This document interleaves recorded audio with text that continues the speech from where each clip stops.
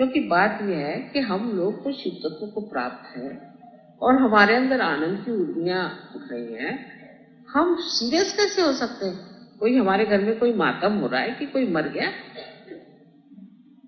और ये भी एक बीमारी उत्तर हिंदुस्तान में है, खासकर आदमी लोग जब उनके बीवी के साथ होते हैं तो देख लेना चाहिए, तो ऐसा मुंह लटका लेते हैं जैसे इसको शानी भी चले जाते हैं। कभी मैंने इधर के आदमियों को औरतों से हंसते खेलते बोलते देखा नहीं। ज्यादातर तो कहते हैं हमारे भैया लोग जो यूपी के हैं कि जिस आदमी आगे चलता और बीवी घूंघट निकाल के 10 कदम पीछे चलता, वो बेचारी देखती चलती कि उनका चमरौधा कहाँ जा रहा है उसके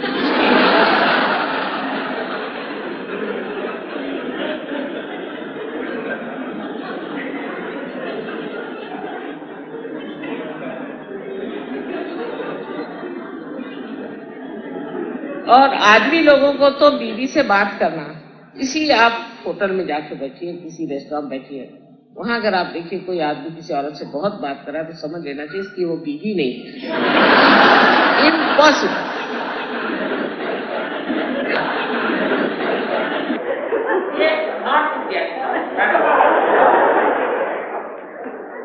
क्योंकि बीवी से बात करते वक्त उनको पता नहीं क्या बिच्छू काट जाता है कि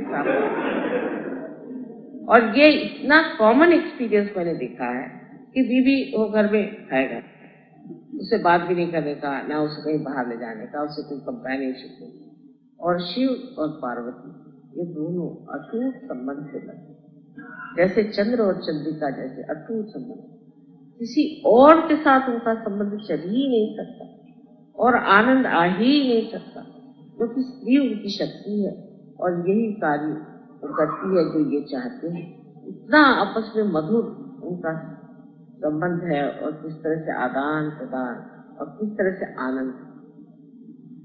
तो आदमी जो है वो हंसता खेलता रहे, औरतें जो है वो भी हंसती खेलती रहे और आपस में बड़ा प्रेम और आनंद आता रहे, उसे कहना चाहिए ये जो है ये शिव और पार्वती का तत्व मिला। शिव अपने ढंग से, पार्वती अपने ढंग से। शिव जी ये नहीं कहते कि तुम मेरे ढंग से हो जाओ और पार्वती ये नहीं कहती कि तुम मेरे ढंग से, ना कोई जबरदस्ती ना कोई ये, और आपस में एक तरह का बड़ा सा ही अच्छा लास्ट जिसे कहते हैं प्यार मनमुटाव चलता है। शिव तत्व से हमें ये भी समझना है कि जो विवाह हमारे अंदर होते हैं वो तभी पूर्णतया सुखी हो सकते हैं जब पुरुष और स्त्री दोनों ही अपने आनंद को प्राप्त। जब तक स्त्री ये सोचेगी कि मैं आदमी को कितना कब्जा करूं और आदमी सोचेगा मैं अपनी औरत को कितने कब्जे में रखूं, तो उस वक्त में समझ लीजिए यह आनंद खत्म। और इतनी बेवकूफी की बात है जब अपने सामने सब कुछ थाली भर के रखा हुआ, सब आनंद हमारे लिए पूरा भरा हुआ है और हम उससे अछूते रहे।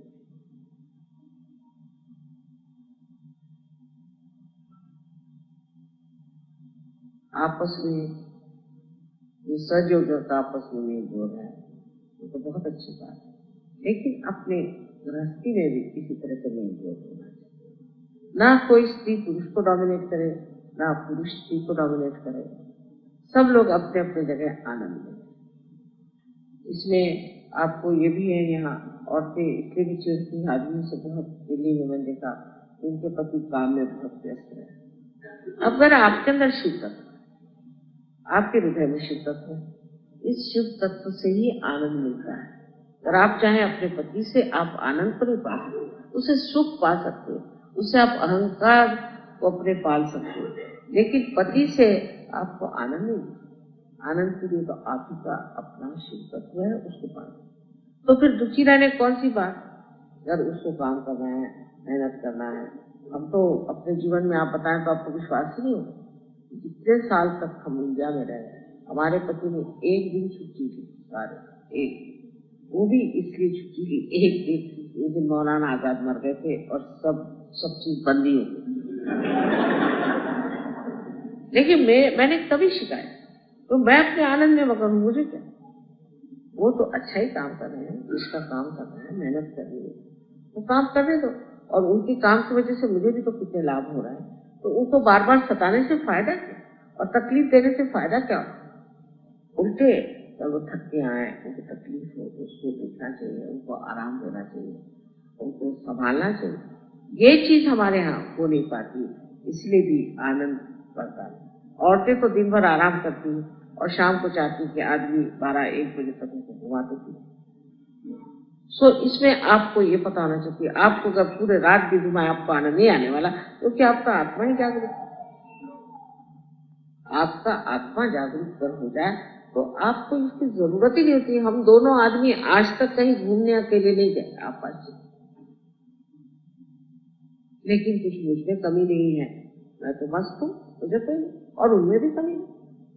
पर ये चीज समझ ली जाए कि हमारी आत्मा से ही हम आनंद को प्राप्त करते हैं, और जिस सुख को हम सोचते हैं वो विनाशी सुख। तो जब तक आनंद में रहना, आनंद में रहो। ये चीज नहीं की, वो चीज नहीं की, ऐसा नहीं किया, दोनों का भी कहना ये दुख करता है।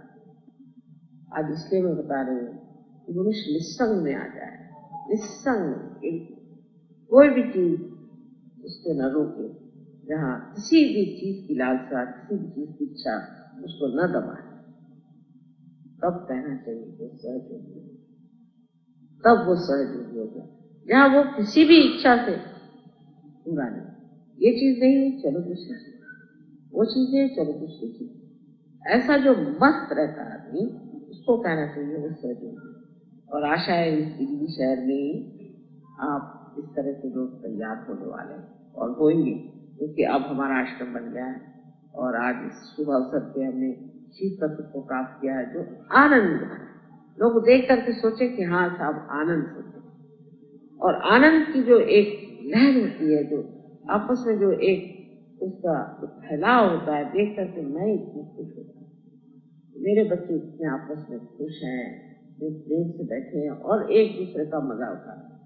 यानी जब इन लोग की दोस्ती देखती है ऐसा लगता है ये दिल्ली जो है अब बदलती है, जहाँ पे दोस्ती नहीं, आपस में इसको काट, उसको खींच, उसको ये कर, एक को नीचा कर, एक को ऊपर कर, उस जगह ये दोस्ती का वातावरण, और इतना शुद्ध दोस्ती के लिए दोस्ती, प्यार के लिए प्यार, इससे बढ़ के और माँ को कुछ नहीं। ये भी दिन हो जाए तो मैं कहूँ कि इस आश्रम बनाने का और मेरी जो मेहनत है उसका सब मुझे फल। आशा है आज आप लोग अपने ईश्वर को स्थापित करें।